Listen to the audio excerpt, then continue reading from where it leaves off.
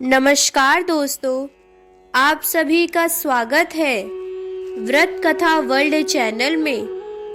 आज हम आप सभी के लिए बहुत ही प्रचलित प्रदोष व्रत कथा लेकर आए हैं। एक गांव में एक निर्धन विधवा ब्राह्मणी रहती थी और उसके साथ उसका एक पुत्र भी था। भरण पोषण के लिए दोनों प्रतिदिन भीख मांगते और जो भी मिलता उससे अपनी भूख शांत करते थे।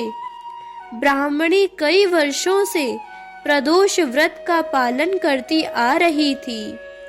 एक बार ब्राह्मणी का पुत्र त्रयोदशी तिथि पर गंगा स्नान के लिए निकला।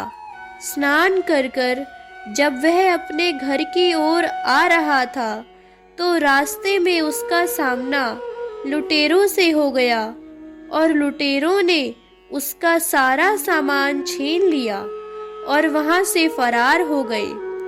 कुछ समय बाद वहां राज्य के कुछ सैनिक आ पहुंचे और उन्होंने ब्राह्मणी के पुत्र को लुटेरों में से एक समझकर राजा के सामने प्रस्तुत कर दिया।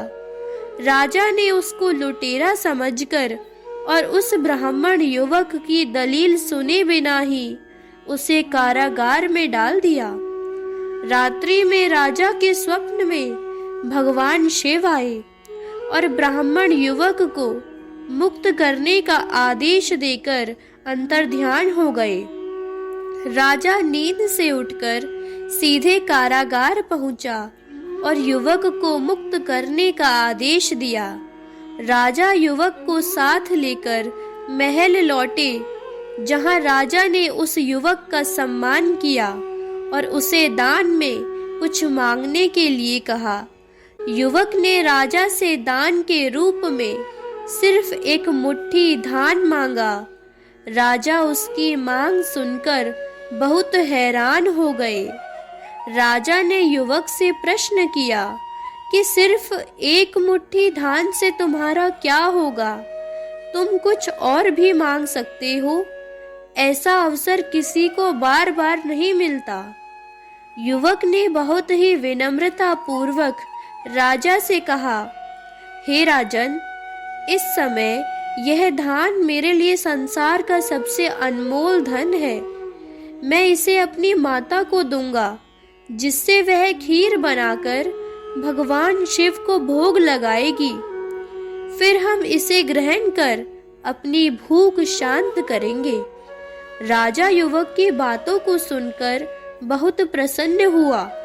उन्होंने मंत्री को आदेश दिया कि ब्राह्मणी को दरबार में सम्मान के साथ लाया जाए।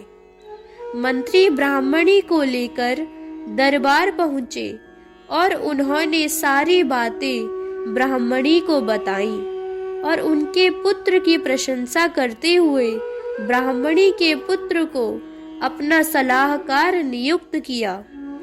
इस प्रकार निर्धन ब्राह्मणी और उसके पुत्र का पूरा जीवन बदल गया। तो दोस्तों, यह थी प्रदोष व्रत कथा। आपको यह कथा कैसी लगी? कमेंट करके जरूर बताएं और साथ ही मेरे चैनल व्रत कथा वर्ल्ड को सब्सक्राइब करना ना भूलें। धन्यवाद।